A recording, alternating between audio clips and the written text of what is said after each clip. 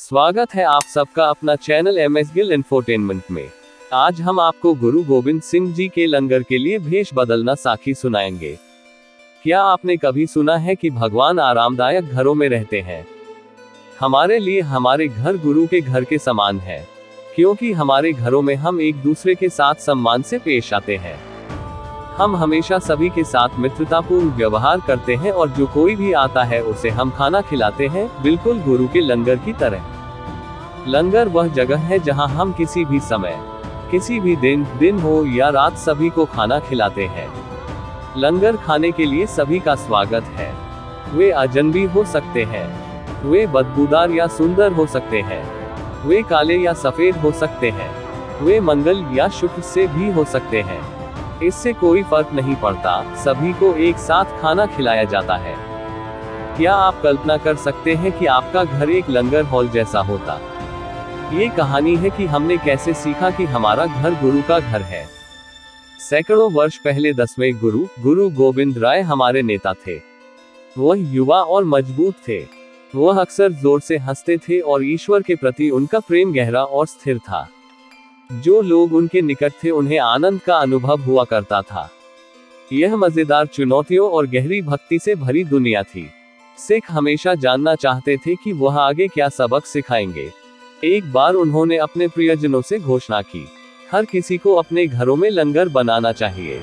हे मेरे सिखों, सुनो, आपका घर सभी यात्रियों और मेहमानों को खिलाने के लिए एक लंगर हॉल है। जरूरतमंदों को खाना खिलाएं। किसी को भी कभी भी आपका साथ नहीं छोड़ना चाहिए बिना सेवा दिए घर। उन्होंने जो कहा उसे सभी ने सुना और सिख दूसरों की सेवा और देखभाल करने के लिए प्रसिद्ध हो गए। फिर भी गुरु जी ये परखना चाहते थे कि सिख कितने तैयार हैं। क्या वे कभी कभी ही तैयार होते थे या हर समय तैयार रहते थे? तो एक दिन सुबह सुबह कुछ मजेदार घटना घटी। ये गुरु जी पूर्ण मनुष्य की दिव्य शरारत थी। गुरु गोविंद राय ने स्वयं वेश धारण किया। उन्होंने बिल्कुल आम यात्री की तरह कपड़े पहने थे। अब आम तौर पर गुरुजी हमेशा ऐसे कपड़े पहनते थे जो एकदम सही और साफ होते थे, जिनमें एक भी सिलवट नहीं होती थी। लेकिन उस सुबह उसने गंदे पुराने कपड़े पहन लिए ताकि कोई उसे पहचान न सके। वह अपने भक्तों के घरों, उनके लंगर हॉलों में गए। वह सबसे असुविधाजनक समय पर आए। सुबह का समय था, इसलिए सिख जाग रहे थे। वे दिन के लिए तैयार हो रहे थे, नहा धो रहे थे और अपनी प्रार्थनाएं शुरू कर रहे थे। वह दरवाजा खटखटाते और कहते, आपको परेशान करने के लिए क्षमा करें, मैं सिर्फ एक मामूली यात्री हूँ। क्या आपके पास कोई रोटियां हैं जो मैं खा सकता हूँ? ओह ये वास्तव में जल्दी है, क्षमा करें, लेकिन अभी हमारे पास आपके लिए कुछ भी तैयार नहीं है। खाना बाद में बनेगा, बाद में आना और हम तुम्हें तब खाना खिला सकते हैं। मालिक अपनी सिंधों की परीक्षा ले रहे थे। वह उन्हें अविस्मरणीय तरीके से एक साधारण चीज दिखाना चाहते थे।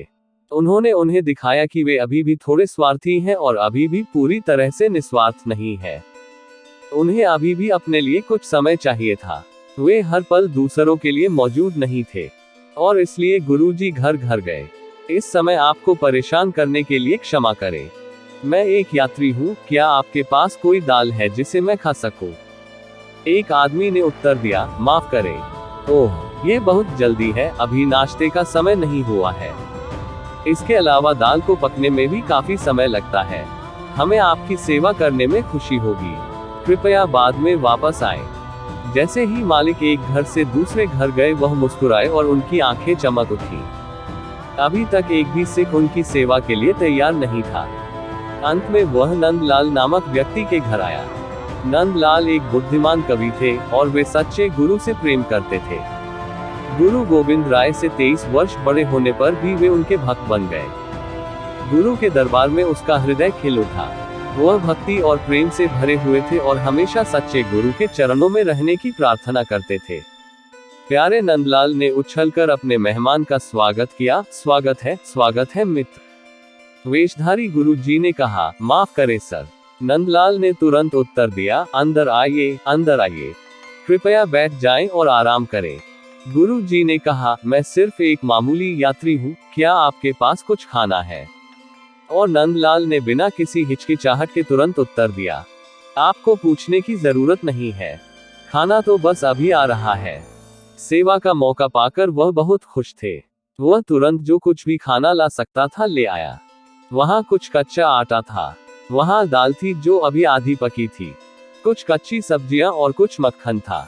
उन्होंने बिना पका हुआ खाना अपने मेहमान के सामने रख दिया, बड़ी शालीनता और सम्मान के साथ। नंदलाल ने उदारता से कहा, यहाँ की हर चीज में अपनी मदद करो, जितना चाहो ले लो। फिर भी यदि आप मुझे अनुमति देंगे तो मैं आटा गूंथ लूंगा और गर्म चपातियां बनाने के लिए पका लूंगा। जब तक दाल पकाऊं तब तक पकाऊंगा। ये नरम है और मैं सब्जियों को तब तक पकाऊंगा जब तक वे बहुत स्वादिष्ट न हो जाएं।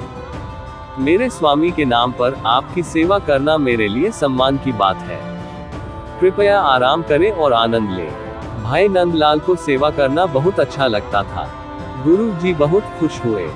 गुरु जी ने भोजन का आनंद लिया और भोजन प्रेम पूर्ण ऊर्जा से भरपूर था। भाई नंदलाल जी ने वास्तव में गुरु के आदेश को दिल से निभाया। बिना सेवा किए कोई भी अपना घर न छोड़े। जिसने भी उनके दरवाजे पर दस्तक दी वह निश्चित रूप से पूरी तरह से संतुष्ट होकर नंदलाल के घर से निकला और इस सहज और प्रेमपूर्ण तरीके से भगवान भाई नंदलाल के घर में रहते थे। अगली सुबह गुरु जी ने सभी से कहा, हमारे शहर में आतिथ्य का केवल एक ही मंदिर है, केवल एक ही वास्तविक लंगर है और वह भाई नंदलाल का घर है। नंदलाल प्रेम और भक्ति की भाषा बोलते हैं। नंदलाल हम सभी को आशीर्वाद देते हैं, उनकी प्रतिबद्धता मनभावन है। ये प्यार ही है जो सभी का दिल जीत लेता है। इस तरह से भाई नंदलाल का लंगर सबसे सफल है। उद्धरण सिख मुस्कुराए और महसूस किया कि उनके प्यारे गुरुजी ने उनकी परीक्षा ली थी। यद्यपि वे मिलनसार थे, फिर भी वे पूरी तरह आगे नहीं बढ़े थे। भाई नंदलाल तैयार बर तैयार थे, हमेशा तैयार। वह दिव्य स्थिति में थे। उन्होंने बिना किसी हिचकिचाहट या बहाने के खुशी खुशी सभी को लंगर उपलब्ध कराया। जब आप निस्वार्थ हो जाते हैं तो आपके पास कभी कोई बहाना नहीं होता और आप हमेशा खुश रहते हैं।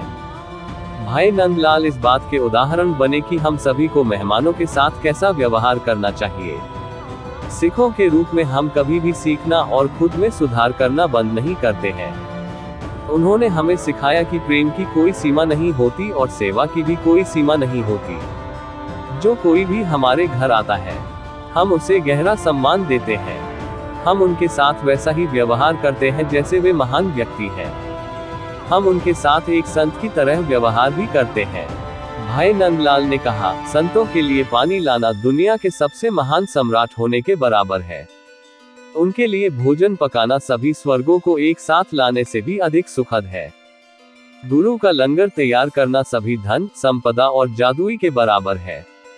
महाशक्तियाँ।